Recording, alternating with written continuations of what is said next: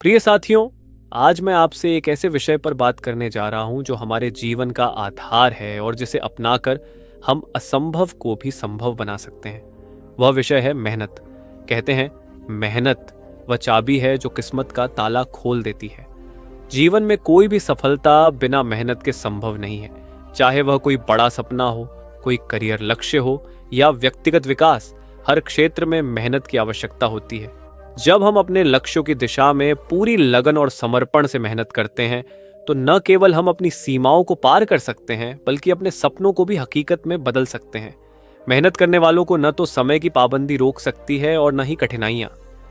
सपनों को साकार करने का माध्यम मेहनत हमारे सपनों को हकीकत में बदलने का सबसे सशक्त माध्यम है।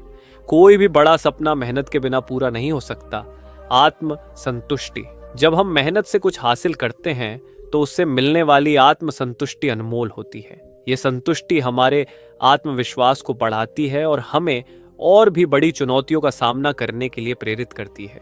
प्रेरणा का स्रोत, मेहनत करने से हम न केवल खुद के लिए प्रेरणा स्रोत बनते हैं बल्कि अपने आसपास के लोगों के लिए भी प्रेरणा स्रोत बन जाते हैं। हमारी मेहनत दूसरों को भी प्रेरित करती है कि वे अपने जीवन में कुछ बड़ा हासिल कर सकें। कठिनाइयों का सामना, मेहनत करने से हम जीवन की कठिनाइयों का सामना करना सीखते हैं। कठिनाइयां हमें और भी मजबूत बनाती हैं और हमें सिखाती हैं कि कैसे हम संघर्ष के बावजूद आगे बढ़ सकते हैं। सफलता की गारंटी, मेहनत कभी व्यर्थ नहीं जाती। शायद परिणाम तुरंत न मिले, लेकिन मेहनत का फल अवश्य मिलता है। मेहनत करने से हम अपने लक्ष्यों के और करीब पहुंचते हैं और अंततः सफलता प्राप्त करते हैं। मेहनत की यह शक्ति हमें किसी भी परिस्थिति में आगे बढ़ने की ताकत देती है। अगर आप मेहनत करने से डरते हैं तो याद रखें कि हर बड़े काम की शुरुआत एक छोटे कदम से होती है। मेरे प्रिय साथियों, मेहनत का कोई विकल्प नहीं है। अगर आप जीवन में कुछ हासिल करना चाहते हैं तो मेहनत को अपना साथी बना लें। अपने सपनों को पूरा करने के लिए दिन रात मेहनत करें, कभी हार न माने और हमेशा खुद पर विश्वास रखें। अंत में मैं आपसे यह कहना चाहूंगा, जितनी मेहनत करेंगे उतनी ही सफलता आपके कदम चूमेगी। जिन्होंने इस स्पीच को सुना, मैं उनसे अनुरोध करता हूं कि यदि आपको यह स्पीच प्रेरणादायक लगी हो तो कृपया इसे लाइक करें और हमारे चैनल को सब्सक्राइब करें ताकि आप और भी प्रेरणादायक कहानियां और स्पीच सुन सकें। आपकी सफलता हमारी प्रेरणा है। तो चलिए, आज हम आपको मेहनत का परिणाम और कुछ अनेक कहानियां सुनाते हैं जिससे आपको प्रेरणा मिलेगी। तो शुरू करते हैं। नमो बुद्धाय। दोस्तों, क्या आपने कभी ऐसा सोचा है कि आप सफल होना चाहते हैं लेकिन आपको नहीं पता कि आप क्या करना चाहते हैं? आप अकेले नहीं हैं। बहुत से इंसान जीवन में अपने उद्देश्य को खोजने के लिए संघर्ष करते हैं। सफल हम सभी होना चाहते हैं। सफलता की प्राप्ति करना हमारी इच्छा होती है, लेकिन सफलता पाना आसान नहीं होता है। जीवन में कई चुनौतियां और मजबूरियां आती हैं जिनसे हमें निपटना पड़ता है। आज मैं आपको एक ऐसी स्टोरी बताने जा रहा हूं जो आपको अपनी सफलता की यात्रा शुरू करने में हेल्प करेगी। ये एक ऐसे इंसान की कहानी है जो सफल होना चाहता था लेकिन उसके पास कोई मंजिल नहीं थी। एक दिन उसने एक बाबा से कुछ सवाल पूछे और बाबा के जवाब ने उसकी पूरी जिंदगी बदल दी। इस वीडियो में मैं आपको यह स्टोरी बताऊंगा और मैं आपको उन सवालों के बारे में भी बताऊंगा जो उसने बाबा से पूछे थे। ये सवाल आपको अपनी मंजिल को निर्धारित करने में और अपनी सफलता की यात्रा शुरू करने में मदद करेंगे। तो चलिए, कहानी शुरू करते हैं। एक बार की बात है, ऐसे ही सफलता की चाह रखने वाला एक इंसान एक बार अपने बाबा से पूछता है कि बाबा, आज हम एक सुनहरे देश में रह रहे हैं। हम आज तक के सबसे अमीर युग में जी रहे हैं जो शायद इससे पहले कभी भी मौजूद नहीं था। हम एक ऐसी जमीन में रह रहे हैं जहां सभी के लिए भरपूर मौके मौजूद हैं। तो फिर ऐसा क्यों है कि सिर्फ कुछ लोग ही कामयाब हो पाते हैं और बाकी जिंदगी की दौड़ में बिछड़ जाते हैं? तभी बाबा ने उत्तर देते हुए कहा, चलो ऐसे कुछ लोगों का उदाहरण लेते हैं जो 18 की उम्र में अपने काम की शुरुआत करते हैं। क्या तुम अंदाजा लगा सकते हो कि 60 की उम्र तक पहुंचते पहुंचते यह लोग जीवन के किस मंजिल पर होंगे? इन लोगों का मानना है और इन्हें पूरा विश्वास भी है कि 18 की उम्र में शुरुआत करने से यह लोग जरूर कामयाब होंगे। अगर तुम इनमें से किसी से भी पूछोगे कि क्या तुम कामयाब होना चाहते हो तो उन सब का जवाब होगा, जी जरूर, मैं कामयाब होना चाहता हूं। अगर तुम इन लोगों पर थोड़ा और ध्यान दोगे तो तुम्हें पता चलेगा कि इन लोगों में जीवन के प्रति जोश है और उनकी आंखों में एक अजीब सी चमक है और हाव भाव में पक्का इरादा है और जीवन उनके लिए एक दिलचस्प सफर जैसा है। लेकिन 60 की उम्र तक आते आते जानते हो क्या होगा? इनमें से केवल एक इंसान ही अपनी मनचाही सफलता हासिल कर पाएगा। 4 काफी हद तक सफल हो चुके होंगे और 5 अभी भी उस सफलता के लिए संघर्ष कर रहे होंगे और बाकी के 90 या अति हार मान चुके होंगे या फिर असफलता के नीचे दब चुके होंगे और जीवन की बुनियादी जरूरतों के लिए भी दूसरों पर निर्भर होंगे। जरा सोचो कि 100 में से सिर्फ 5 लोग ही जीवन में किसी मंजिल तक पहुंच सके।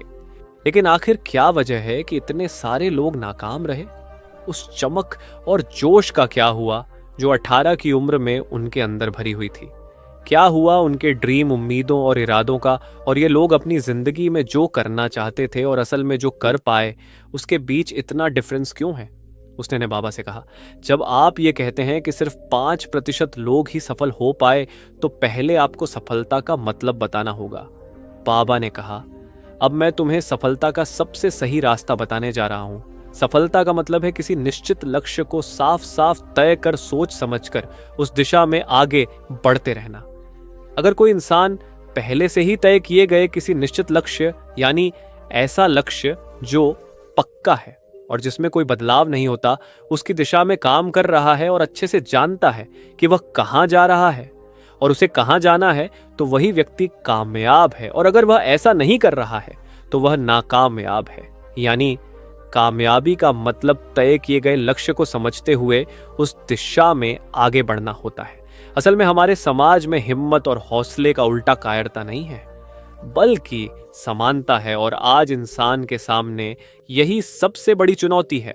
और इतने सारे लोगों की असफलता का सबसे बड़ा कारण भी अनुरूपता का अर्थ है बिना सोचे समझे भीड़ के अनुसार चलने की मानसिकता। ज्यादातर लोग बिना सोचे समझे, बिना यह जाने कि यह क्या कर रहे हैं, क्यों कर रहे हैं और कहां जा रहे हैं, आंखें बंद किए हुए बस वैसा ही करते जा रहे हैं जैसा सभी कर रहे हैं।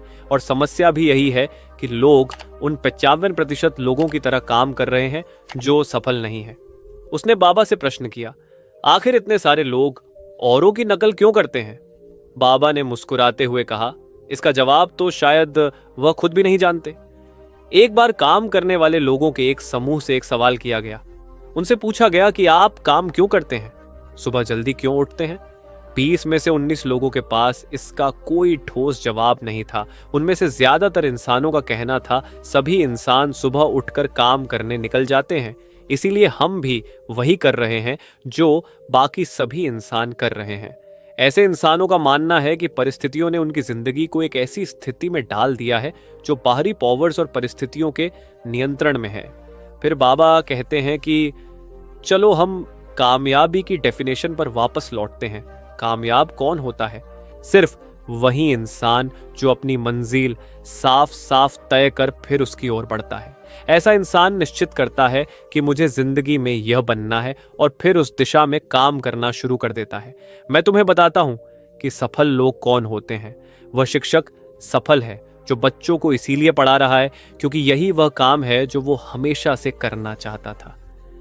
वो लड़की अपने जीवन में कामयाब है जो एक पत्नी और मां का किरदार निभा रही क्योंकि वो यही बनना चाहती थी और अपनी जिम्मेदारी अच्छे से निभा भी रही है। बाजार के एक कोने में शॉप चलाने वाला सेल्समैन कामयाब है क्योंकि उसने यही काम अपनाने का तय किया था। वह व्यापारी कामयाब है जिसने अपना व्यापार खड़ा कर लिया क्योंकि यही उसका ड्रीम था और वह यही करना चाहता था। वह प्लेयर भी कामयाब हैं जो अपने क्षेत्र और देश का सर्वश्रेष्ठ प्लेयर बनना चाहता है और इसी मकसद से उस मुकाम को पाने में जुट जाता है। जिन लोगों के जीवन में कोई मुकाम होता है वह कामयाब होते हैं क्योंकि उन्हें पता होता है कि वह कहां जा रहे हैं, किस दिशा की ओर बढ़ रहे हैं और इससे वह कहीं पहुंचने वाले हैं। बस इतनी आसान सी बात है। दूसरी तरफ नाकामयाब इंसानों का मानना है कि उनकी जिंदगी का रास्ता उनकी परिस्थितियां तय करती है, यानी जो चीजें उनके साथ होती हैं किसी बाहरी पावर द्वारा होती है। आसान शब्दों में कहें तो हर वह इंसान कामयाब है जो पहले से ही साफ साफ तय किए गए मुकाम को साकार करने की दिशा में सोच समझकर काम कर रहा है और आगे बढ़ रहा है। लेकिन 100 में से सिर्फ एक इंसान ही ऐसा कर पाता है। इसके अलावा बाकी सभी असफल हो जाते हैं। उस लड़के ने बाबा से अगला प्रश्न किया। मुझे इस बात पर बड़ी हैरानी होती है कि दुनिया में इतने सारे इंसान कड़ी मेहनत और ईमानदारी से काम करते हैं, लेकिन इसके बाद भी उन्हें जीवन में कुछ खास हासिल नहीं हो पाता, तो वही कुछ इंसानों को बिना ज्यादा मेहनत करे ही सब कुछ मिल जाता है। ऐसा लगता है कि जैसे उनके हाथों में कोई मैजिक है। मैंने कई लोगों को यह कहते हुए सुना है कि वह जिस चीज को हाथ लगा दे वह गोल्ड में बदल जाती है। आखिर क्यों? जो मनुष्य कामयाब हो जाता है वह और भी ज्यादा कामयाब होता चला जाता है और हमेशा कामयाबी की दिशा में ही कोशिश और काम करता रहता है। दूसरी तरफ मनुष्य असफल होने के बाद लगातार और असफल होते जाते हैं और असफलता की दिशा में ही काम करते रहते हैं। तो क्या फर्क है इन दोनों में? बाबा ने उत्तर देते हुए कहा, इन दोनों में फर्क सिर्फ मंजिल का है। जिन लोगों के पास कोई मंजिल नहीं है वह उसी दिशा में काम करते हैं, जबकि कुछ लोगों के सामने कोई मंजिल नहीं होती। मंजिल और उसे पाने की योजना बनाकर काम करने वाले इंसान कामयाब होते हैं, क्योंकि उन्हें पता होता है कि किस दिशा में आगे बढ़ना है। चलो मैं तुम्हें यह एक उदाहरण से समझाता हूं। एक ऐसे प्लेन के बारे में सोचो जो एयरपोर्ट से निकलने वाला है। उसके पूरे सफर का नक्शा और योजना पहले से ही तय कर लिया गया है और उस प्लेन का चालक और चालक दल अच्छे से जानता है कि प्लेन कहां जा रहा है और सफर में कितना समय लगेगा। उस प्लेन का एक निश्चित लक्ष्य है। एक निश्चित लक्ष्य और नक्शा साथ रखने वाला प्लेन इंचों में से 99 बार उसी मंजिल पर पहुंच जाएगा जहां के लिए उसे रवाना किया गया था, यानी 100% अपने लक्ष्य पर। अब एक दूसरे प्लेन को लेते हैं जो हूबहू पहले प्लेन की तरह ही है। अंतर सिर्फ इतना सा है कि इस प्लेन में कोई चालक और चालक दल नहीं है, उसका कोई निश्चित लक्ष्य नहीं है और ना ही कोई मंजिल है। हम बस उसे चालू कर देते हैं और आगे जाने देते हैं। अब ऐसे में एयरपोर्ट से छोड़ने के बाद या तो वह आगे जाकर रास्ता भूल जाएगा या रास्ता भटक कर किसी सुनसान इलाके में जाकर अटक जाएगा या फिर तूफान में फंस जाएगा और नष्ट हो जाएगा। ऐसा प्लेन कभी किसी जगह पहुंच नहीं सकता, क्योंकि ना तो उसका कोई लक्ष्य है और ना ही कोई मंजिल और ना ही उसे रास्ता दिखाने के लिए कोई चालक दल मौजूद है। इंसानों के साथ भी ठीक ऐसा ही होता है। लड़के ने अगला प्रश्न किया, जिंदगी में एक निश्चित मंजिल रखने वाले इंसान कामयाब क्यों होते हैं और जिनकी कोई मंजिल नहीं होती वह असफल क्यों हो जाते हैं? बाबा ने मुस्कुराते हुए कहा, बेटा, हम जैसा सोचते हैं वैसे ही हम बन जाते हैं। हिस्ट्री में आज तक जितने भी महान और ज्ञानी शिक्षक, संत या पैगंबर हुए हैं, वह इस एक बात पर वह सभी पूरी तरह से सहमत रहे हैं कि मनुष्य जैसा सोचता है वैसा ही बन जाता है। एक इंसान का जीवन उसके विचारों से बनता है, यानी उसका भविष्य वैसा ही होता है जैसे उसके विचार होते हैं, जैसा वह दिन भर सोचता है। अगर मनुष्य चाहे और थोड़ा धैर्य रखें तो उसे हर चीज हासिल हो सकती है। मनुष्य जिसके पास एक निश्चित मंजिल होती है वह उसे हर हाल में पूरा करने का प्रयास करता है, और अगर उसमें पक्का इरादा हो तो उसके रास्ते में आने वाली कोई भी परेशानी उसे रोक नहीं सकती, क्योंकि वह अपनी मंजिल को पूरा करने के लिए अपने अस्तित्व को भी दांव पर लगा देता है। मनुष्य अपनी सोच और अपने विचारों में बदलाव लाकर अपने जिंदगी को बदल सकता है। धीरे धीरे तुम्हारी सोच का तुम्हारे जीवन के साथ हासिल कर लिया है। तुम्हारी सोच और मनोबल के साथ काम करो और अपने ड्रीम की दिशा में आगे बढ़ो। ध्यान दो कि हमारे विचार और सोचने का तरीका हमारी जिंदगी को प्रभावित करता है। अगर तुम सकारात्मक तरीके से सोचो और मानो तो तुम्हारे लिए सफलता मैजिक से आएगी। इसलिए अपनी मंजिल की ओर बढ़ो, मेहनत करो और सकारात्मकता से सोचो। तुम जो सोचते हो वह तुम्हारे जीवन को रास्ता दिखाएगा। फिर लड़के ने बाबा से आखिरी सवाल किया। उसने कहा कि क्या कोई ऐसा अभ्यास या तरीका है जिसके माध्यम से मैं इन सब चर्चाओं को अपनाकर अपनी जिंदगी में बदलाव ला सकूं? तभी फिर बाबा ने कहा, बिल्कुल ऐसा अभ्यास भी है। अब मैं तुम्हें 20 दिनों का एक ऐसा तरीका बताने जा रहा हूं जिसको अगर तुमने सही से पूरा कर लिया तो यह तुम्हारी जिंदगी को पूरी तरह से बदल देगी। लेकिन याद रहे, कीमत चुकाए बिना हम कुछ भी हासिल नहीं कर सकते। इसीलिए इस 20 दिन के अभ्यास का परिणाम उसके बराबर होगा जितनी तुमने कोशिश की होगी या जितनी तुमने इसके लिए कीमत चुकाई होगी। अब सवाल उठता है कि यह कीमत क्या होगी? तो इसमें कई सारी बातें शामिल हैं। पहली तो यह कि तुम्हें दिमाग और भावना दोनों स्तर पर यह समझना होगा कि हम जैसा सोचते हैं बिल्कुल वैसे बनते भी हैं। इसीलिए अपनी जिंदगी को अपने अनुसार चलाने के लिए तुम्हें अपने विचारों को अपने नियंत्रण में रखना होगा। यानी कि तुम्हें मन से यह बात माननी होगी कि तुम जैसा बीज बोओगे वैसा ही तुम काटोगे।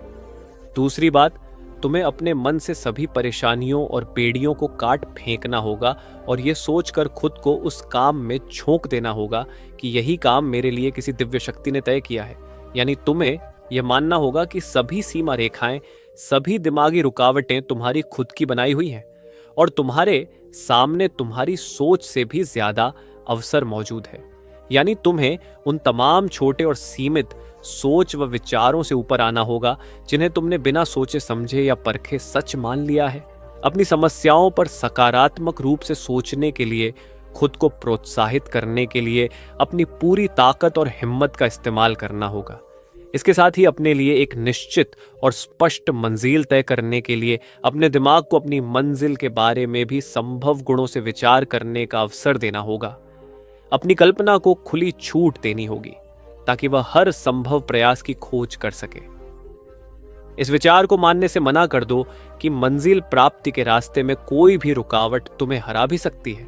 जब तुम्हें मंजिल की तरफ ले जाने वाला रास्ता साफ साफ दिखाई देने लगे तो पूरी ताकत और जोश के साथ फैसला लेते हुए काम करो और खुद को लगातार यह याद दिलाते रहो कि तुम अपनी उपलब्धि और कामयाबी के नजदीक खड़े हो। हम वैसे ही बनेंगे जैसा हम सोचते हैं। कल्पना की शक्ति को समझो और अपने दिमाग को ऊंची उड़ान दो। हिम्मत और हौसला रखते हुए हर दिन अपनी मंजिल की ओर पूरी लगन और एकाग्रता के साथ डटकर लगे रहो। साथ ही यह बात भी याद रखो कि कोई भी विचार तब तक खराब और मामूली होता है जब तक हम उस पर काम नहीं करते। अब मैं तुम्हें 20 दिनों के अभ्यास को समझाने का प्रयास करूंगा, लेकिन उससे पहले अपनी बुद्धि में एक बात ठीक से बैठा लो। इस अभ्यास में तुम कुछ भी खोने नहीं जा रहे हो, बल्कि संभावना है कि तुम बहुत कुछ पा सकते हो। कुछ बातें हम सभी पर लागू होती हैं कि हम सब कुछ ना कुछ चाहते ही हैं और हम सब किसी ना किसी परेशानी से डरे हुए होते हैं। मैं चाहता हूं कि तुम कागज पर लिखो कि वह क्या चीज है जिसे तुम सबसे ज्यादा पाना चाहते हो। यह कुछ भी हो सकता है, जैसे कि ज्यादा पैसे कमाना, या हो सकता है तुम एक घर चाहते हो, या फिर अपनी फैमिली में ज्यादा प्रेम लाना चाहते हो, या फिर जीवन में कोई खास मंजिल हासिल करने का सपना हो। तुम उस कागज पर लिखो कि तुम क्या चाहते हो और इस बात का ध्यान रखो कि 20 दिनों तक केवल यही तुम्हारा इकलौता और निश्चित लक्ष्य हो। तुम्हें इसे किसी और को दिखाने की जरूरत नहीं है, लेकिन इसे हमेशा अपने साथ रखो ताकि तुम दिन में इसे कई बार देख सको। इस पर लिखे गए लक्ष्य के बारे में हर सुबह उठते ही आराम से मन में खुशी भरकर सकारात्मक तरीके से सोचो। दिन में जब भी तुम्हें समय मिले तो इस कागज को जरूर देखो और रात में सोने से ठीक पहले भी देखना ना भूलो। जब भी तुम इसे देखते हो तो याद रखो कि तुम वही बनोगे जिसके बारे में तुम बार बार और लगातार सोचते हो। और क्योंकि इसे देखते समय तुम अपनी मंजिल के बारे में सोच रहे हो, तो यह मान लो कि तुम बहुत ही जल्द अपनी मंजिल को हासिल करने वाले हो। असल में जिस पल हम इसे लिख लेते हैं और इसके बारे में सोचना शुरू कर देते हैं, ये उसी पल से मुमकिन होना शुरू हो जाता है, यानी कि वह लक्ष्य हमारा हो जाता है। 20 दिनों के लिए तुम्हारा नेक्स्ट टास्क होगा कि जिस चीज से भी तुम्हें डर लगता हो उसके बारे में दिमाग लगाना बिल्कुल बंद कर दो। जब भी तुम्हारे मन में कोई डर या नकारात्मक विचार आए तो मन में अपनी सकारात्मक और सार्थक मंजिल की मानसिक तस्वीर की कल्पना करना शुरू कर दो। इस अभ्यास के दौरान एक ऐसा समय भी आएगा जब तुम थककर हार मान जाओगे, क्योंकि इंसान के लिए सकारात्मक सोचने की तुलना में नकारात्मक सोचना ज्यादा आसान होता है। और यही कारण है कि ये 100 में से सिर्फ 5 मनुष्य ही कामयाब हो पाते हैं। तुम्हारी कोशिश ये होनी चाहिए कि तुम उन 5% इंसानों में अपनी जगह बना सको, और इसके लिए तुम्हें यहीं से शुरुआत करनी होगी। इन 20 दिनों के लिए तुम्हारे बुद्धि का नियंत्रण पूरी तरह से तुम्हारे हाथ में होना चाहिए। इस दौरान बुद्धि को वही सोचना होगा जिसकी इजाजत तुम इसे दोगे। 20 दिनों के इस परीक्षण के दौरान तुम हर रोज उससे भी ज्यादा मेहनत करो जितना तुम्हें करना है। इसके अलावा एक जोशीला और उत्साहित रूप बनाए रखने के लिए पहले से भी ज्यादा कोशिश करो। ये सब दिमाग में रखते हुए करो कि तुम्हें जिंदगी में ठीक उसी के बराबर कुछ मिलेगा जितना तुम उसमें लगाओगे। जिस पल हम किसी मंजिल के लिए काम करने का फैसला कर लेते हैं, उसी पल हमें एक कामयाब इंसान बन जाते हैं और उन गिने चुने खास इंसानों में आ जाते हैं जो अच्छे से जानते हैं कि वे कहाँ जा रहे हैं। इसके बाद हम 100 में से सिर्फ उन 5 लोगों की गिनती में आ जाते हैं। अपने मन से पूरी तरह से यह चिंता मिटा दो कि तुम अपनी मंजिल को कैसे हासिल कर पाओगे और इसे उसे एक पावर के ऊपर छोड़ दो जो तुमसे भी कहीं ज्यादा सक्षम और बलशाली है। तुम्हें बस ये पता होना चाहिए कि तुम किस दिशा में और कहां जा रहे हो। बाकी जो भी सवाल तुम्हारे सामने है और आएंगे, उसका समय के साथ उनका जवाब खुद ब खुद मिलता चला जाएगा। तुम ग्रंथों में बताई गई इन बातों को याद रखो और प्रैक्टिस के दौरान हर दिन अपने सामने रखो। सवाल पूछो और उसका जवाब तुम्हें मिल जाएगा और तुम उसे पा लोगे, क्योंकि हर वह इंसान जो कुछ जानने की इच्छा रखता है उसे जवाब मिलता है, जो खोजता है उसे मिल जाता है और जो दस्तक देता है उसके लिए दरवाजा खुलता है। ये शब्द जितने सरल है उतने ही मैजिकल भी है। दरअसल ये नियम इतना आसान है कि हमारे मुश्किल शब्दों में उलझकर इसे समझना और भी मुश्किल होगा। बस तुम्हारे लिए जरूरी ये है कि इन 20 दिनों के दौरान तुम्हारे सामने एक स्पष्ट लक्ष्य हो और उसे पूरा करने का विश्वास भी। तुम चाहे किसी भी काम से जुड़े हो, लेकिन इन 20 दिनों के दौरान अपना बेस्ट दो इस तरीके से जैसे पहले तुमने कभी नहीं किया हो। इसके बाद जीवन का जो पहलू तुम्हारे सामने होगा उस पर तुम्हें खुद यकीन नहीं होगा। इन सभी नियमों को अपनाकर तुम उन सक्सेसफुल इंसानों में से एक बन जाओगे। राजा के यहाँ बुद्ध का जन्म हुआ। पिता ने ज्योतिषियों को बुलाकर भविष्य पूछा। उन्होंने कहा, या तो यह सम्राट होगा और या तो यह साधु होगा। एक तरह से देखा जाए तो सच्चा सम्राट भीतर से साधु ही होता है। जब ज्योतिषियों की भविष्यवाणी राजा ने सुनी तो वे घबरा गए कि मेरा बेटा साधु हो जाए, ऐसा ठीक नहीं होगा। राजा ने पूछा, कोई उपाय बताइए, क्योंकि मैं चाहता हूं कि राजा का पुत्र राजा ही बने। ज्योतिषियों ने कहा कि इसका लालन पालन व पूरा जीवन बड़ी सावधानी में बिताना होगा। अर्थात आपका पुत्र सिद्धार्थ कभी किसी बूढ़े व्यक्ति को न देखे, कभी किसी बीमार व्यक्ति को न देखे और कभी किसी मरे हुए व्यक्ति को न देखे। जब तक ऐसा होगा तब तक वे राजा ही बने रहेंगे। अगर ऐसा नहीं हुआ तो वे साधु बन जाएंगे। राजा शुद्धोधन ने अपने पुत्र सिद्धार्थ के लिए बढ़िया से बढ़िया बड़े बड़े महल, अच्छे से अच्छा भोजन, दास दासियां और खाने पीने के सामान आदि वस्तुओं के ढेर लगा दिए। पिता ने पुत्र को सुख सुविधाओं में इतना उलझा दिया कि उसे बाहर का संसार याद ही नहीं आया। शुद्धोधन ने समझ लिया कि अब इतने सुखों के आगे साधु बनने का प्रश्न ही उपस्थित नहीं होता। वे निश्चित हो गए। राजा शुद्धोधन ने बिल्कुल पक्की व्यवस्था कर रखी थी कि उनका पुत्र सिद्धार्थ जीवन में कभी भी वृद्ध, बीमार और मृतक व्यक्ति को देख न सके, क्योंकि वे अपने पुत्र को खोना नहीं चाहते थे। ऐश्वर्य और सुख सुविधाओं में बीत रहा था। उनके जवान होने पर एक सुंदर कन्या यशोधरा से उनका विवाह हो गया। विवाह हो जाने पर शुद्धोधन की आधी चिंता मिट गई। अब तो शादी हो गई, अब कहां जाएगा? अब तो मेरा पुत्र बंधन में बंध गया है, अब उसके कहीं जाने का सवाल ही नहीं उठता। 1 वर्ष बाद बेटे का भी जन्म हो गया, उसका नाम राहुल रखा गया। अब राजा शुद्धोधन को बिल्कुल पक्का विश्वास हो गया कि अब यह कहीं नहीं जा सकता। एक दिन सिद्धार्थ ने कहा कि पिताजी, आज तक मैंने कभी अपनी राजधानी नहीं देखी, आपकी आज्ञा हो तो आज देख आऊं। राजा ने कहा, हाँ हाँ अवश्य जाओ, अपना शहर देख कर आओ। एक सारथी को भी साथ में भेजा गया कि जाओ राजकुमार को राजधानी घुमा फिरा कर लाओ। फिर भी राजा ने चाक चौबंद इंतजाम कर रखा था कि कहीं चूक न हो जाए। सिद्धार्थ के लिए राजधानी के प्रमुख मार्ग खूब सजाए गए थे, पर घूमते घूमते सिद्धार्थ ने थोड़ा उलटा मार्ग ले लिया। वे उस मार्ग से गुजरने लगे जहां पर तैयारी नहीं थी और आज उनको बहुत आश्चर्य हुआ जब पहली बार उन्होंने एक बूढ़े आदमी को देखा। कमर झुकी हुई, पूरी चमड़ी में झुर्रियां पड़ी थी। वह परेशानी और दुख से बेहाल था। उसकी चाल बहुत धीमी थी। बूढ़े की झुकी हुई कमर को देखकर सिद्धार्थ को एक झटका लगा और सारथी से उन्होंने पूछा, क्या एक दिन मैं भी बूढ़ा हो जाऊंगा? सारथी ने कहा, हाँ राजकुमार, हर व्यक्ति के जीवन में 3 अवस्थाएं आती हैं, बचपन, जवानी और बुढ़ापा, एक दिन आप भी बुढ़ापे की अवस्था में जाओगे। हे राजकुमार, यह संसार का नियम है। चाहे गरीब हो या अमीर, सबका शरीर शिथिल अर्थात बूढ़ा होता है। राजकुमार सोच में पड़ गया। सारथी ने रथ को आगे बढ़ाया तो कुछ दूरी पर एक बीमार व्यक्ति मिला जो रोगों से घिरा हुआ था। उस पीड़ित व्यक्ति को देखकर राजकुमार का मन बहुत ही दुखी हुआ। राजकुमार ने पूछा, इसको क्या हुआ है? सारथी ने कहा, यह व्यक्ति बीमार है, इसलिए यह कराह रहा है। इस संसार में दुख और सुख दोनों हैं। यह अपने अपने भाग्य की बात है कि कोई दुखी है और कोई सुखी है। क्या मैं भी कभी बीमार हो सकता हूं? सारथी ने कहा, आप यह विचार अभी छोड़ दें। समय बड़ा बलवान होता है। ये सारी बातें कर्मों पर निर्भर करती हैं।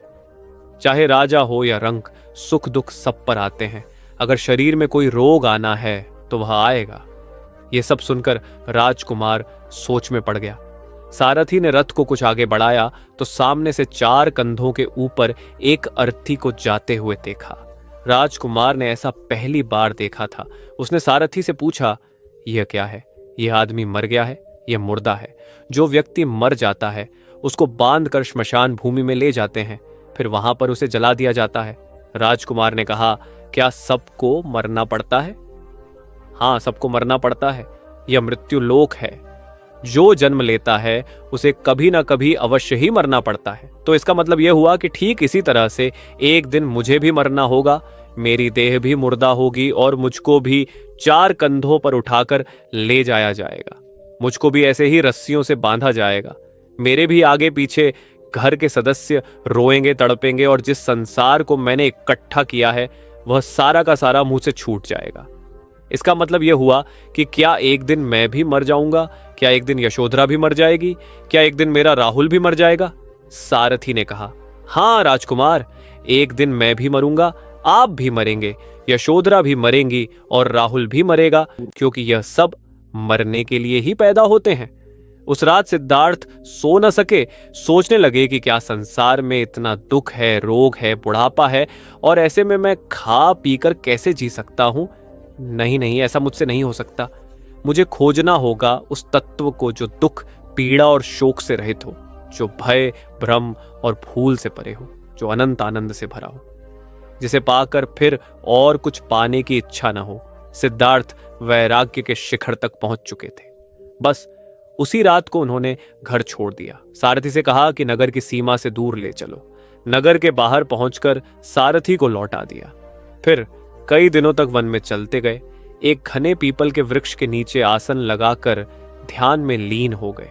एक बार प्रदेश में अकाल पड़ा। यह देखकर गौतम बुद्ध को बड़ा दुख हुआ। उन्होंने लोगों से कहा कि बहुत से लोग अन्न और वस्त्र के लिए तरस रहे हैं। उनकी सहायता करना हर मनुष्य का धर्म है। आप लोगों से जो कुछ बने वह दान करें। बुद्ध का उपदेश सुनकर सब लोग बिना दिए अपने अपने घर चले गए। एक गरीब व्यक्ति बैठा ही रहा। उसने सोचा कि मेरे पास तो ये वस्त्र हैं, अगर मैं इन्हें उतार कर दे दूंगा तो नंगा हो जाऊंगा। उसने फिर से सोचा कि मनुष्य बिना वस्त्र के पैदा होता है और बिना वस्त्र के ही चला जाता है। न जाने कितने साधु सन्यासी बिना वस्त्र के रहते हैं, फिर मैं बिना वस्त्र के क्यों नहीं रह सकता? उसने अपने वस्त्र उतार कर बुद्ध को दे दिए। भगवान बुद्ध ने उसे आशीर्वाद दिया। वह प्रसन्न होकर घर की ओर चल पड़ा। वह खुशी से चिल्लाकर कह रहा था, मैंने अपने आधे मन को जीत लिया है। तभी सामने से राजा की सवारी आ रही थी। उस गरीब की बात सुनकर राजा ने उसे अपने पास बुलाया और पूछा कि तुमने आधे मन को कैसे जीता है? उस गरीब ने कहा कि भगवान बुद्ध दुखियों के लिए दान मांग रहे थे।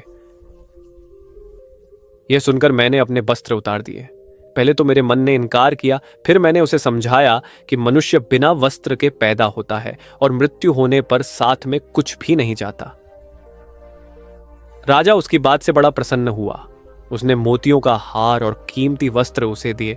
उसने वह सब ले जाकर भगवान बुद्ध के चरणों में रख दिए। बुद्ध ने उसे हृदय से लगाते हुए कहा, जो दूसरों के लिए अपना सब कुछ दे देता है उसकी बराबरी कोई नहीं कर सकता। एक लड़का बहुत चतुर था। उसने बहुत सी कलाएं सीखी। उसे कार चलाना आ गया। वह नाव चलाने लगा और बढ़िया से बढ़िया मकान बनाना सीख गया। उसके बाद वह घर लौटा। बड़े घमंड से वह लोगों से कहता, इस दुनिया में मेरे मुकाबले का कोई नहीं है। मैं सब कुछ जानता हूं। गौतम बुद्ध ने यह देखा तो सोचा इसे शिक्षा देनी चाहिए। उन्होंने एक बूढ़े का रूप बनाया और हाथ में भिक्षा पात्र लेकर उसके पास गए। लड़के ने पूछा, तुम कौन हो? हम बुद्ध ने कहा, मैं अपने मन को वश में रखने वाला एक आदमी हूं। उनकी बात लड़के को समझ में नहीं आई। उसने कहा, आपका मतलब? बुद्ध बोले, कोई आदमी कार चलाना जानता है, कोई नाव चलाना जानता है, कोई घर बनाना जानता है, लेकिन ज्ञानी आदमी अपने ऊपर शासन करना जानता है। लड़का बुद्ध के इतने कहने पर भी कुछ न समझ सका। उनसे फिर पूछा, अपने ऊपर शासन करना क्या होता है? बुद्ध ने कहा, अगर कोई उसकी प्रशंसा करे तो वह खुशी से नहीं फूलता, निंदा करे तो दुखी नहीं होता। इस तरह उसका मन उसके वश में रहता है। ऐसा आदमी किसी चीज या हुनर का अभिमान नहीं करता। बुद्ध की बात का उस लड़के पर ऐसा असर हुआ कि उस दिन से उसने डींग हाँकना बंद कर दिया। महाभारत में बताया गया है कि पितामह को इच्छा मृत्यु का वरदान प्राप्त था, अर्थात वे स्वयं जब तक मृत्यु का आह्वान न करें, मृत्यु उनके पास भी नहीं भटक सकती थी। इसी तरह अमृता को लेकर अनेक कथाएं हैं। उनमें से एक ये भी है, महात्मा बुद्ध अपने शिष्यों के साथ भिक्षाटन पर जा रहे थे। रास्ते में शिष्यों ने एक पौधे की तरफ इशारा करते हुए पूछा, भंते, इस पौधे की उम्र क्या है? बुद्ध ने बताया कि यह अमर वृक्ष है, इसकी उम्र अंतहीन है। तभी एक शिष्य ने उस वृक्ष को जड़ से उखाड़ फेंक दिया और बुद्ध से बोला, गुरुवर, मैंने उसे एक ही पल में उखाड़ कर समाप्त कर दिया। बुद्ध मुस्कुराए और निशब्द आगे बढ़ गए। महीनों बाद जब चातुर्मास बिताकर वे उसी रास्ते से लौटे तो सभी ने उस पौधे को वापस हरा भरा देखा। वृक्ष को उखाड़ने वाले शिष्य ने पूछा, तथागत, आपको इस पौधे की अनश्वरता का कैसे पता चला? बुद्ध ने उत्तर दिया, मैं इस नन्हे से पौधे की अनंत जिजीविषा को जानता था। यह जीवन और अमृता की पहली शर्त है। जिसमें यह भावना है वही जीवन को दीर्घ बना सकता है। गौतम बुद्ध सत्य, अहिंसा और सहिष्णुता की प्रतिमूर्ति थे। इन्हीं सद्गुणों का उपदेश वे घूम घूम कर देते और लोगों से इन्हें अपनाने का आग्रह करते। एक दिन वे किसी गांव में पहुंचे। वहां कुछ ऐसे अज्ञानी लोग थे जो बुद्ध के विरोधी थे। वे बुद्ध को अपशब्द कहने लगे। यह देखकर बुद्ध के शिष्यों को बहुत बुरा लगा। उन्होंने बुद्ध से इसका विरोध करने का आग्रह किया तो बुद्ध ने उन्हें समझाया कि ये लोग तो अपशब्द ही कह रहे हैं। यदि ये पत्थर भी मार रहे होते तो भी मैं कहता कि मारने दो। मैं जानता हूं कि ये कुछ कहना चाहते हैं लेकिन क्रोध के कारण कह नहीं पा रहे। 10 साल पूर्व यदि ये ही लोग मुझे गाली देते तो मैं भी इन्हें गाली देता, किंतु अब तो लेन देन से मुक्ति मिल गई है। क्रोध से अपशब्द निकलते हैं। यहां तो क्रोध भवन कब का ढह चुका है। बुद्ध के विचार सुनकर अपशब्द कहने वाले हैरान रह गए। बुद्ध ने आगे अपने शिष्यों से कहा, इन लोगों को बताओ कि पिछले गांव में क्या हुआ था। शिष्यों ने बताया, वहां के लोग फल व मिठाइयां लेकर आए थे और आपने यह कहकर वे चीजें लौटा दी कि अब लेने वाला विदा हो चुका है। 10 साल पहले आते तो मैं ये सभी उपहार ले लेता। बुद्ध बोले, उन लोगों ने मिठाइयां गांव में बांट दी, लेकिन आप ये अपशब्द गांव में न बांटे। आप मुझे क्रोध नहीं दिला सकते। ठीक उस खूंटी की तरह जो किसी को नहीं टांगती, लोग उस पर वस्त्र अवश्य टांग देते हैं। कथा का सार यह है कि साक्षी भाव सच्चे संत की पहचान है। जो अच्छे बुरे, लाभानि अंपना पराया के संकीर्ण भाव से मुक्त हो जाता है, उसे ही संतत्व की प्राप्ति होती है। चीन के चांगछू नामक प्रदेश में एक मठ था, जहां के महंत काफी ज्ञानी और कर्मठ थे। एक दिन उन्होंने अपने शिष्यों को बुलाकर मठ के लिए भगवान बुद्ध की एक मूर्ति बनवाने की इच्छा प्रकट की। महंत बोले, इस कार्य के लिए आप घर घर जाकर धन संग्रह कीजिए। किसी से बलपूर्वक धन मत लीजिए। जो इच्छा वह खुशी से दे उसी से लीजिए। शुभ कार्य हेतु धन संग्रह भी शुद्ध तरीके से होना चाहिए। सभी शिष्य अलग अलग दिशाओं में धन संग्रह हेतु रवाना हो गए। इसी प्रक्रिया में एक शिष्य को चीनू नाम की एक बालिका मिली। उसके पास एक सिक्का था। जब उसे भगवान बुद्ध की प्रतिमा निर्माण के विषय में चल रहे धन संग्रह के बारे में पता चला तो उसने श्रद्धावश वह एकमात्र सिक्का दान करना चाहा, किंतु शिष्य ने सिक्के को अति तुच्छ समझकर लेने से इनकार कर दिया। कुछ दिन बाद सभी शिष्य धनराशि लेकर मठ में एकत्रित हुए। महंत ने मूर्ति का निर्माण आरंभ करवाया, किंतु अथक प्रयास के बाद भी मूर्ति संपूर्ण नहीं हो पा रही थी। कोई न कोई कमी रह जाती। इस पर महंत को संदेह हुआ। उन्होंने शिष्यों से धन संग्रह के बारे में पूछा। सभी ने बारी बारी से अपने अनुभव सुनाए। इसी क्रम में जब तिन्नू का प्रसंग आया तो महंत पूरी बात समझ गए। उनके आदेश से वह शिष्य उस बालिका के पास गया और क्षमा मांगते हुए उसके एकमात्र सिक्के को आदर पूर्वक ले लिया। धातुओं के घोल में उस सिक्के को आदर पूर्वक ले लिया। धातुओं के घोल में उस सिक्के को मिला देने पर सहज ही एक सुंदरतम मूर्ति का निर्माण हो गया। यह कथा श्रद्धापूर्ण दान की महत्ता को प्रस्थापित करती है। दान भले ही अल्प मात्रा में किया जाए, किंतु यदि वह संपूर्ण श्रद्धा भाव से किया गया तो जरूर सार्थक रूप में प्रतिफलित होता है और असीम पुण्यों का सृजन भी करता है। मगध राज्य का राजकुमार श्रोण बेहद उद्दंड था। उसको दूसरों के अपमान में आनंद की अनुभूति होती थी। दूसरों को अपमानित करने में वह उम्र का ख्याल भी नहीं करता था। जब माता पिता उसकी हरकतों से बहुत परेशान हो गए तो उन्होंने अपने महल में भगवान बुद्ध को आमंत्रित किया। बुद्ध जब महल में आए तो उन्होंने राजकुमार के विषय में सभी बातें सुनी। उन्होंने राजा से राजकुमार को प्रवचन में लाने के लिए कहा। श्रोण अपने पिता के साथ आया और प्रवचन की समाप्ति पर वह बुद्ध के चरणों में लौट गया। बुद्ध के वचनों से प्रभावित होकर वह बौद्ध धर्म में दीक्षित हो गया। उसका जीवन पूर्णतः बदल गया। कुछ समय बाद उसने प्रायश्चित्त करने के लिए अन्न जल का त्याग कर दिया। उसके इस कठोर प्रण के विषय में जब भगवान बुद्ध को झात हुआ तो वे उसे देखने आए। उन्होंने स्नेहपूर्वक उसके मस्तक पर हाथ रखा और बोले, श्रोण, अन्न जल के त्याग के चलते तुम्हारा स्वास्थ्य गिरता जा रहा है। तुम संगीत के जानकार हो, अतः उससे जुड़े मेरे एक प्रश्न का उत्तर दो। क्या वीणा के तार ढीले करने पर उसे स्वर लहरी फूटती है? श्रोण ने जवाब दिया, नहीं भगवान। बुद्ध ने पुनः प्रश्न किया, तब तो तारों को खूब कसना पड़ता होगा। श्रोण बोला, नहीं, अधिक कसने से तार टूट सकते हैं। तब तथागत बोले, वीणा से मधुर संगीत निकालने के लिए उसके तारों को न तो अधिक ढीला रखना चाहिए और न ही अधिक कसना चाहिए। इसी प्रकार हमारा जीवन भी एक वीणा की तरह ही है, जिसे भली भांति चलाने के लिए सभी वस्तुओं का पूर्ण त्याग उचित नहीं है। श्रोण ने कठोर प्रतिज्ञा से मुक्ति ले ली और सहज जीवन जीने लगा। यह कथा जीवन को नैसर्गिक तरीके से जीने पर बल देती है, जिसमें उचित आवश्यकताओं की पूर्ति और अतिरिक्त इच्छाओं पर नियंत्रण का संदेश शामिल है। यदि जीवन को आवश्यकता, पूर्ति और संयम के संयम से संचालित किया जाए तो परम शांति प्रदायक होता है। गौतम बुद्ध को उनके अनुयायी यदि स्नेह से कहीं बुलाते तो वे अवश्य जाते।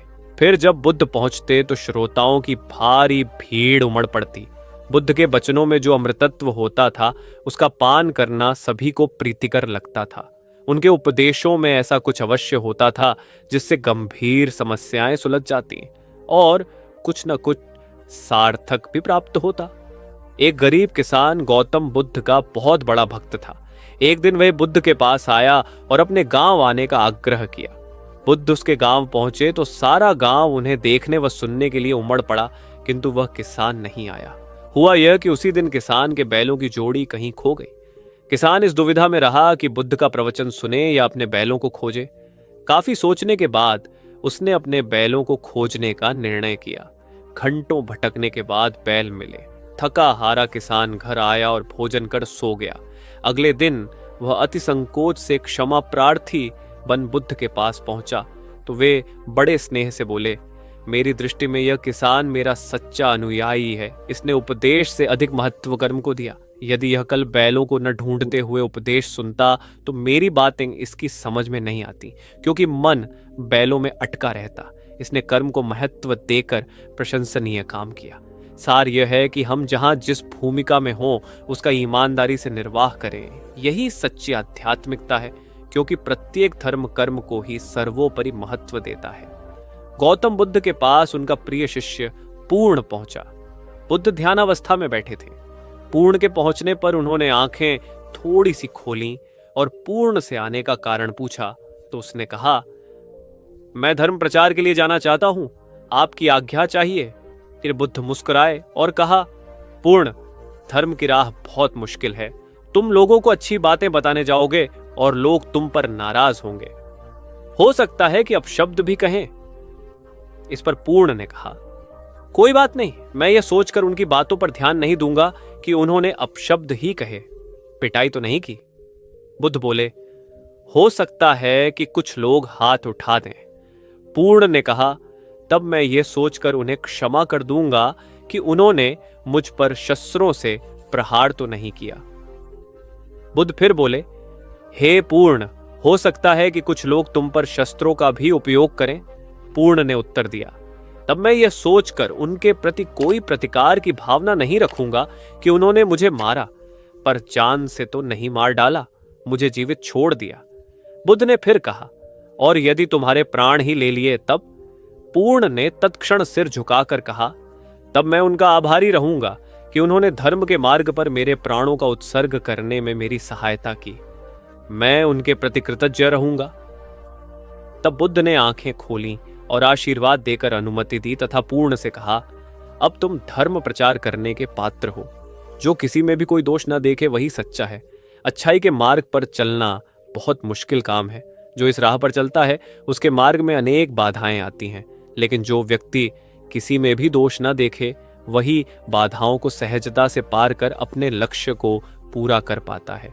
पुरातन भारत के एक दूरस्थ गांव में अंगुलीमाल नाम का एक कुख्यात डाकू रहता था। उसका असली नाम अहिंसक था, लेकिन उसकी हिंसक प्रवृत्तियों के कारण लोग उसे अंगुलीमाल कहने लगे थे।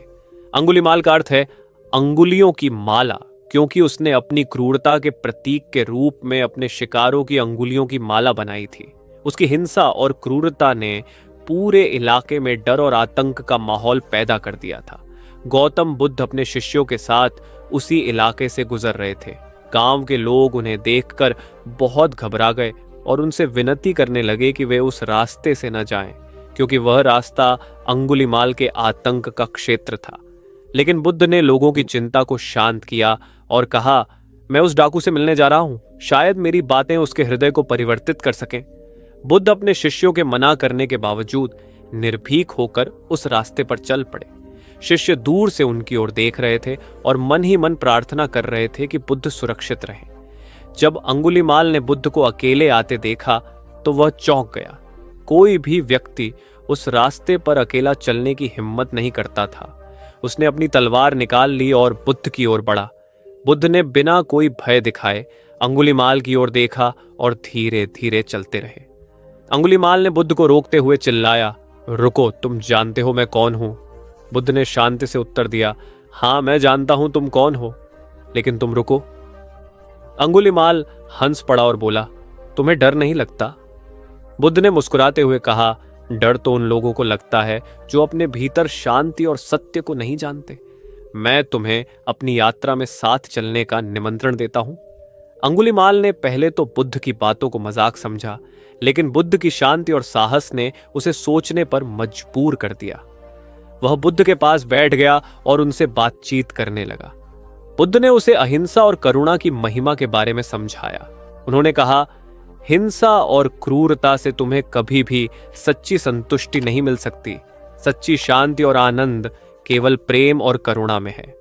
अंगुलीमाल ने बुद्ध से पूछा, गौतम क्या मेरे जैसे पापी को भी शांति अतीत मिल पे सकती? ध्यान मत दो, बुद्ध ने उत्तर भविष्य दिया, के बारे में मत सोचो, प्रत्येक व्यक्ति के अपने मन भीतर को परिवर्तन वर्तमान की क्षण क्षमता पे होती केंद्रित करो। अगर तुम गौतम बुद्ध सच्चे ने मन कहा से है, प्रायश्चित करोगे जैसे और सत्य की मोमबत्ती राह अपनाओगे बिना आग तो के नहीं तुम्हें जल भी सकती। शांति और मनुष्य मुक्ति भी मिल सकती है। आध्यात्मिक जीवन के बुद्ध बिना की नहीं जी बातें सकता। अंगुलीमाल के किसी हृदय को विवाद छू में गई। हम जैसे उसने ही अपनी क्रोधित तलवार होते फेंक हैं, दी और हम बुद्ध सच के का मार्ग चरणों छोड़ में देते हैं गिर पड़ा। और अपने लिए उसने प्रयास करने प्रतिज्ञा लगते की हैं। कि वह अब जो हिंसा 50 का लोगों से मार्ग प्रेम करता छोड़कर है उसके बुद्ध की 50 शिक्षाओं संकट का हैं। पालन वो जो करेगा। किसी से प्रेम नहीं करता बुद्ध ने उसे उसके अपने शिष्य एक के भी रूप में संकट नहीं है। स्वीकार किया और उसे धम्म के मार्ग पर चलने की शिक्षा दी। अंगुलीमाल ने अपने पुराने जीवन को त्याग दिया और एक नए शांतिपूर्ण जीवन की शुरुआत की। वह बुद्ध के साथ उनके धम्म के प्रचार प्रसार के कार्य में शामिल हो गया। उसके इस परिवर्तन ने पूरे इलाके में एक सकारात्मक संदेश फैलाया कि कोई भी व्यक्ति चाहे कितना भी पापी क्यों न हो, सही मार्ग पर लौट सकता है और अपने जीवन को सुधार सकता है। गौतम बुद्ध और अंगुलीमाल की यह कहानी हमें सिखाती है कि सच्चा साहस और परिवर्तन किसी के भी भीतर संभव है। अंगुलीमाल जैसे व्यक्ति का हृदय परिवर्तन कर उसे सही मार्ग पर लाने की यह गाथा आज भी हमें प्रेरित करती है कि कोई भी व्यक्ति अपनी गलतियों से सीखकर एक नई शुरुआत कर सकता है। गौतम बुद्ध और अंगुलीमाल की कहानी का विस्तार करते हुए हम देखते हैं कि कैसे अंगुलीमाल का परिवर्तन और बुद्ध की शिक्षाएं आगे बढ़ती है। अंगुलीमाल, जो अब एक शिष्य बन चुका था, ने अपने जीवन को पूरी तरह बदलने का प्रण किया। उसने बुद्ध की शिक्षाओं को अपनाते हुए ध्यान, प्रार्थना और सेवा के मार्ग पर चलना शुरू कर दिया। गांव के लोग जो पहले उससे डरते थे, अब उसके परिवर्तन को देखकर अचंभित और प्रेरित हुए।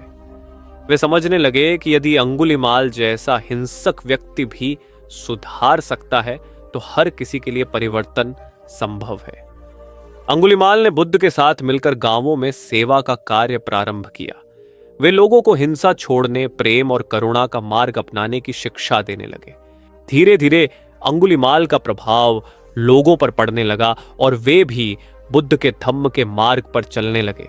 अंगुलीमाल ने गांव के बीमार, बुजुर्ग और जरूरतमंद लोगों की सेवा करना शुरू किया, जिससे उसका सम्मान बढ़ने लगा।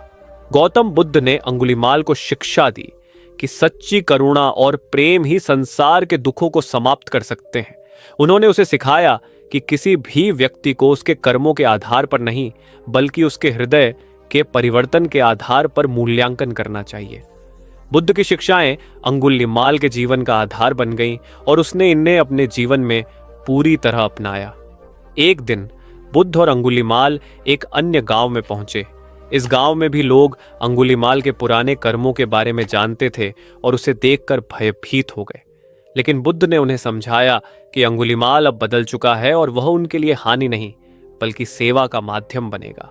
गांव के लोग पहले तो संशय में थे, लेकिन जब उन्होंने अंगुलीमाल को बीमार बच्चों की सेवा करते और भूखों को भोजन बांटते देखा तो उनका विश्वास बढ़ने लगा। धीरे धीरे अंगुलीमाल की छवि एक सेवा और करुणा के प्रतीक के रूप में बदलने लगी। गौतम बुद्ध और अंगुलीमाल ने मिलकर धम्म के प्रचार का कार्य जारी रखा। अंगुलीमाल ने बुद्ध की शिक्षाओं का प्रचार प्रसार करते हुए कई लोगों के जीवन में परिवर्तन लाया। उसने सिखाया कि सच्ची शक्ति हिंसा में नहीं, बल्कि करुणा और प्रेम में है। अंगुलीमाल ने अपने जीवन के अनुभवों को साझा करते हुए एक आत्मकथा लिखी, जिसमें उसने अपने हिंसक जीवन से लेकर उसके बाद के परिवर्तन की यात्रा का वर्णन किया। इस आत्मकथा ने कई लोगों को प्रेरित किया और उन्हें भी अपने जीवन को सुधारने की प्रेरणा दी। गौतम बुद्ध और अंगुलीमाल की यह कहानी हमें सिखाती है कि परिवर्तन संभव है और सच्चा प्रेम और करुणा ही जीवन को सार्थक बना सकते हैं। अंगुलीमाल का जीवन एक प्रेरणा है कि कोई भी व्यक्ति, चाहे उसका अतीत कितना भी अंधकारमय क्यों न हो, अपने भविष्य को उज्जवल बना सकता है। ये कहानी अनंत है, क्योंकि बुद्ध की शिक्षाएं और अंगुलीमाल का परिवर्तन हमें सदैव याद दिलाते रहेंगे कि जीवन में सच्ची शांति और आनंद केवल सही मार्ग पर चलने से ही प्राप्त हो सकते हैं। एक छोटे से गांव में एक गरीब किसान रामलाल अपनी पत्नी और 2 बच्चों के साथ रहता था। रामलाल का जीवन कठिनाइयों से भरा था, लेकिन वह हमेशा ईमानदारी और मेहनत पर विश्वास करता था। उसकी पत्नी सुनीता हर दिन भगवान से प्रार्थना करती कि उनके जीवन में कुछ चमत्कार हो जाए, जिससे उनकी गरीबी दूर हो सके।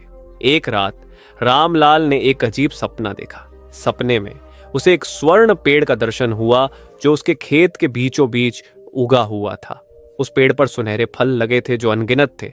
रामलाल ने यह सपना कई बार देखा और हर बार वह पेड़ और भी चमकता हुआ दिखाई देता था।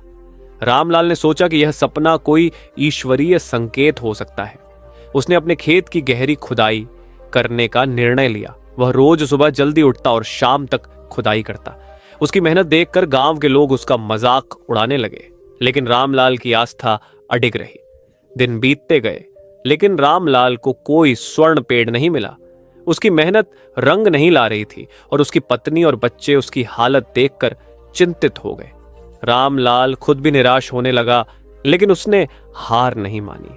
वह खुदाई जारी रखता रहा, उम्मीद की एक किरण के सहारे।